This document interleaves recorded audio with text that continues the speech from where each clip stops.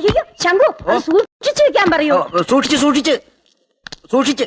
ഓ, എന്റെ മോളുടെ ഒരു തലയിലെഴുത്തേ. അല്ലെങ്കിൽ പിന്നെ ഈ ഏസിയും ചുമന്നോണ്ട് അവിടം വരെ പോവേണ്ട ഗതികേട് നമുക്കുണ്ടാവോ? ഇന്ന് ഞാൻ ചെന്ന് വിളിച്ചോണ്ട് വന്ന പിന്നെ ഞാൻ അങ്ങോട്ട് അവരെ അയക്കുകയില്ല. അതിന്റെ ഒന്നും ആവശ്യമില്ല അമ്മേ. തന്നെ ഇഷ്ടം കാട്ടി പോയതല്ലേ, കുറച്ച് അനുഭവിക്കട്ടെ, എന്നാലേ അവള് പഠിക്കൂ. അങ്ങനെ വിചാരിക്കരുത്. നമ്മൾ കൂടെ തന്നെ ഉണ്ടെന്ന് തോന്നിയാ ചിലപ്പോ അത് അവൾക്കൊരു ആശ്വാസമാവും. പെട്ടെന്ന് തളർന്നു പോകുന്ന സ്വഭാവമൊന്നും അല്ല എന്റെ മോള്. ഒന്നുമില്ലെങ്കിലും എന്റെ വയറു ഗുണം കാണിക്കാതിരിക്കുമോ? എന്റെ വയറു ഗുണം കാണിച്ച് എന്തെങ്കിലും വരുത്തി വെക്കുമെന്നാ എന്റെ പേടി. എന്താ ഈ മുറി കയറാതെ പോണത്? ഞാൻ തൂത്തുവാരിക്കോട്ടെ എന്ന് കരുതിയിട്ടാ? അങ്ങനെയൊന്നുമില്ല.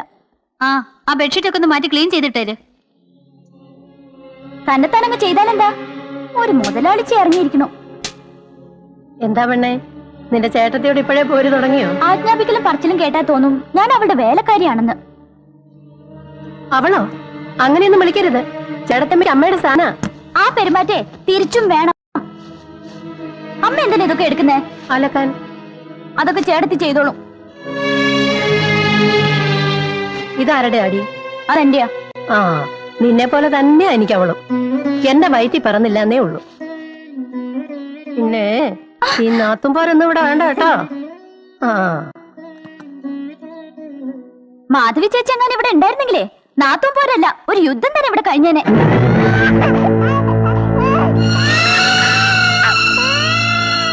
എന്താ പിന്നെ പിണങ്ങിയാണോ പോകുന്നത്?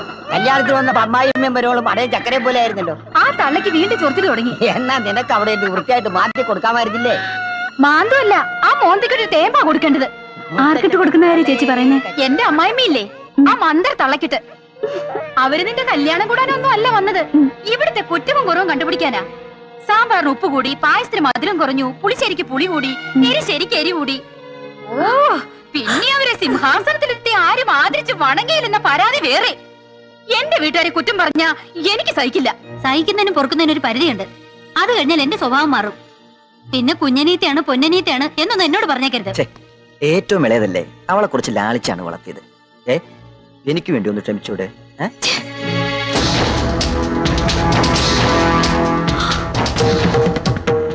അയ്യോ, എൻ പുതിയ സാരി അത് 10,000 രൂപ വിലയുള്ളതാ.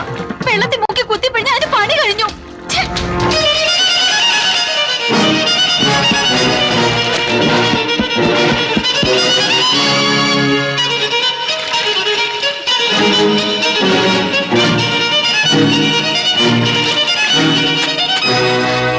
അത് അലക്കണ്ട.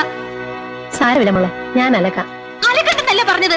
ആരലക്കിയാൽ എന്താ മോളെ, വെളുത്താ പോരെ. ഈ തള്ളക്കൊന്നും പറഞ്ഞ മനസ്സിലാവില്ലേ?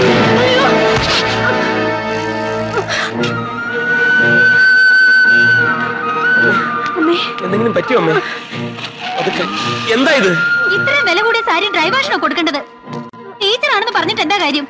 വിവരം വേണം. എന്റെ ഭാര്യത്തല്ല നീ ആരാടാ? ഞാനൊരു അല്പം താമസിച്ചതേ ചേട്ടനെ ഇവർക്കട്ടൊന്ന് പൊട്ടിക്കുന്ന കരുതിയാ. എന്റെ അമ്മയെ തള്ളിയിട്ട് വിള ഞാൻ വേണ്ട, ഒരെണ്ണം മതി. ഈ അമ്മയുടെ വയറ്റിൽ പറഞ്ഞ മകനാണെന്ന് തെളിയിക്കാൻ. അയ്യോ അയ്യോ, എന്റെ മോളെ എല്ലാരും കൂടെ ഇവിടെ തല്ലി കൊല്ലുകയാണോ? ഇവരിട്ട് രണ്ട് കൊടുക്കാൻ ഇവിടെ ആരില്ലേ? എടാ പ്രേമേന്ദ്ര, നോയിക്കൊണ്ട് നിൽക്കുകയാണോ? അതെ, ബഹളം ഉണ്ടാക്കണ്ട. നിങ്ങളുടെ മകൾ ചെയ്ത വലിയൊരു തെറ്റിന് ഒരു ചെറിയ ശിക്ഷ കൊടുത്തു, അത്രേ ഉള്ളൂ. കെട്ടിക്കൊണ്ടുവന്ന പെണ്ണിനെ തല്ലാനാണോ ഈ തള്ളയും കൂടെ കൂട്ടു നിൽക്കുന്നത്? എന്റെ അമ്മയെ കുറിച്ച് മിണ്ടിപ്പോരുത്. ഞങ്ങളുടെ അച്ഛൻ ജീവിച്ചിരുന്നപ്പോ പോലും അമ്മയോട് ഒരു മറുവാക്ക് പറഞ്ഞ് ഞങ്ങൾ കേട്ടിട്ടില്ല. ഞങ്ങളുടെ അമ്മ ഇവിടെ എന്താ ചെയ്തെന്നറിയോ? അപ്പൊ എന്റെ 10,000 രൂപയുടെ സാരിയോ? അമ്മയ്ക്ക് അറിഞ്ഞൂടെ വില കൂടിയ സാരി നനയ്ക്കാൻ പാടില്ലെന്ന്? അമ്മയേക്കാൾ വലുതാണോ സാരി? മാധവി, നീ സംസാരിക്കണ്ട, അകത്തു പോ. വിശാലാക്ഷി, എനിക്കൊരു തെറ്റുപറ്റി. തെറ്റുപറ്റിയത് എനിക്കാ. ഈ അലവലാതി കുടുംബത്തിലേക്ക് എന്റെ മോളെ കെട്ടിച്ചു കൊടുത്തത്. അലവലാതി കുടുംബം ആരുടെയാണെന്ന് കണ്ടാൽ അറിയാം. ഒരു ചുരിദാറും വലിച്ചു കയറ്റി കൂളിംഗ് ഗ്ലാസും വെച്ച് പ്രായം മറന്നുള്ള നിങ്ങളുടെ ഈ നടപ്പ് നെറ്റിയിൽ എഴുതി വെച്ചിരിക്കുക അലവലാതിയാണെന്നേ. മാധവി, അമ്മയൊന്നും മിണ്ടായിരുന്നേ. ഞങ്ങളുടെ കുടുംബത്തിക്കാർ ഞങ്ങളെ ഭരിക്കാതെ ഇറങ്ങി പോകാളച്ചി. ആണല്ലോ ഇത് കേട്ട് നിൽക്കാൻ. വേറെ വണ്ടിയില് പ്രേമേന്ദ്ര, പ്രശ്നം വഷളാക്കാതെ തന്റെ ഭാര്യയെ പറഞ്ഞൊന്ന് മനസ്സിലാക്കി. പ്രേമേന്ദ്രന് എല്ലാം മനസ്സിലായി. നിനക്ക് ഭാര്യയോട് ജീവിക്കണമെങ്കിൽ ഞാൻ ശീതനമായിട്ട് തന്ന ആ മാരുതി കാറെടുത്ത് എന്റെ പിന്നാലെ പോരെ. കേരളീ കാറില് സാവകാശം ആലോചിച്ച്. നീ ആലോചിക്കാൻ ഒന്നുമില്ല. ഞാൻ ഈ കുടുംബം കുളം തോണ്ടും.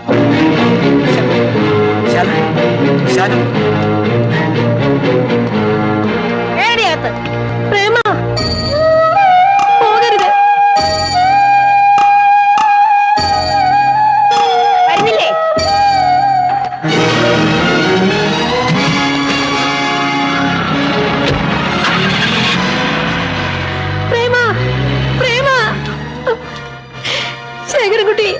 പോണ കണ്ടില്ലേ? അമ്മ പുല്ലാരിച്ചു വളർത്തിയ മൂത്ത മോന് ദൈവം നട്ടല് കൊടുത്തില്ലെന്ന് കരുതിയാ മതി. മായാദേവി വലിയ തറവാട്ടുകാരാ. മൂത്തവരൊക്കെ കെട്ടിയിരിക്കുന്നത് നല്ല കാശുള്ള കുടുംബത്തിൽ നിന്നാ. കുട്ടി കൊള്ളാം. അപ്പൊ ഇത് ആലോചിക്കാം. ഒന്നും ആലോചിക്കണ്ട.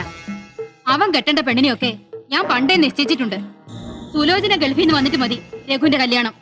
ഞാനേ എന്റെ ആങ്ങളേക്ക് വാക്ക് കൊടുത്തിട്ടുള്ളതാ. ഈയിടെ നിന്റെ ആങ്ങളോട് കല്യാണത്തെ കുറിച്ച് സംസാരിച്ചപ്പോ അയാൾ പറഞ്ഞത് കുറച്ചുകൂടി കഴിയട്ടെന്നാ. അവളെ ഒരു കറവപ്പശുവായിട്ട് അവർ കണക്കാക്കിയിരിക്കുന്നത്. അവള് സമ്പാദിച്ചു കൂട്ടണ മുഴുവൻ ആർക്ക് വേണ്ടിയാ? നമ്മുടെ മോനാ.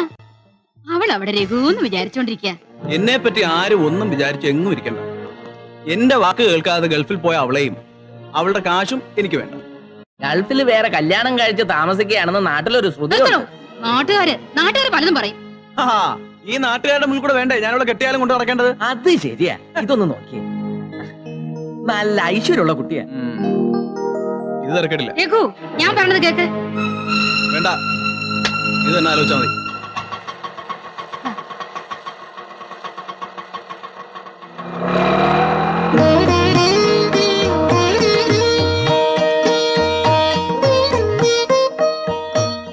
അമ്മ എന്തിനാ ഓട്ടോയിൽ വന്നത്?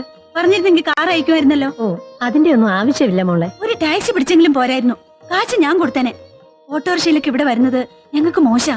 അതുകൊണ്ട് എടാ രാമ, നീ ഇവിടെ എന്തെടുക്കാ? നിന്നോട് പുല്ലി എത്താൻ പറഞ്ഞിട്ട് ചെത്തിയോ? ഒന്നിനും ഒരു ഉത്തരവാദിത്വമില്ല. അമ്മ വാ.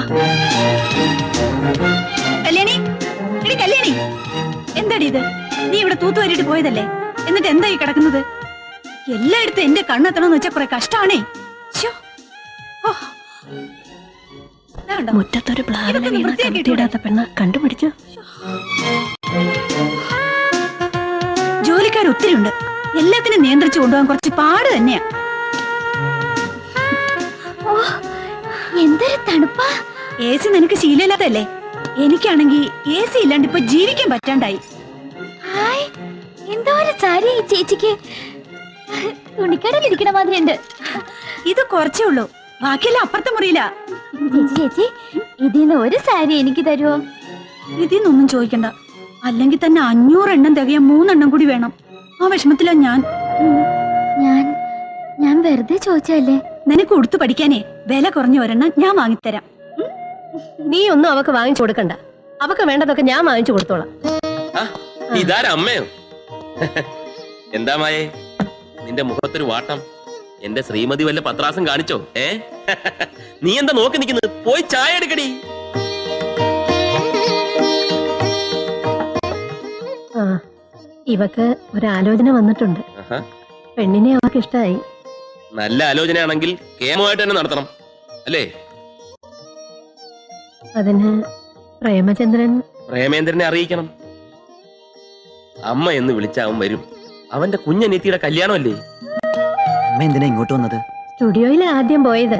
അപ്പൊ അത് പൂട്ടിയിട്ടിട്ട് ഒത്തിരി നാളായെന്ന് അറിഞ്ഞു. സ്റ്റുഡിയോയിൽ കിട്ടുന്ന കാശ് ഞാൻ ഇവന് ഒറ്റച്ചെലവിന് കൊടുക്കുന്നുണ്ടല്ലോ.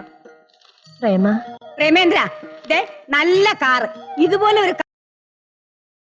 മോനെ, ഇവക്കൊരാലോചന വന്നിട്ടുണ്ട്. നല്ല കുടുംബക്കാരാ. എന്താടി കൊച്ചേ, നീയും വളച്ചെടുത്ത് ഒപ്പിച്ചതാണോ? അതാണല്ലോ പാരമ്പര്യം. എന്തിനാ ഇപ്പൊ ഇങ്ങോട്ട് ഇറങ്ങിയത്? ഞങ്ങള് ചത്തോ ജീവിച്ചിരിപ്പുണ്ടെന്ന് അറിയാനാ? അങ്ങനെ പറയരുത് മോളെ. നിങ്ങളെ തിരിച്ചു വിളിച്ചോണ്ട് പോകാനും കൂടിയാ അമ്മ വന്നത്. പ്രധാന കാര്യം അതല്ല. ഈ പെണ്ണിന്റെ കല്യാണ ആവശ്യം വന്നപ്പോ പ്രേമേന്ദ്രനെ വേണം. അതിനാ. അത് തന്നെ. കല്യാണം ആവശ്യമല്ല, മരണമായാലും ശരി. ഞങ്ങൾ ആ കുടുംബത്തിൽ കാലു കുത്തണമെങ്കിൽ എന്നെ തല്ലി ആ തിണ്ടി ഇവിടെ വന്ന് മാപ്പ് പറയണം.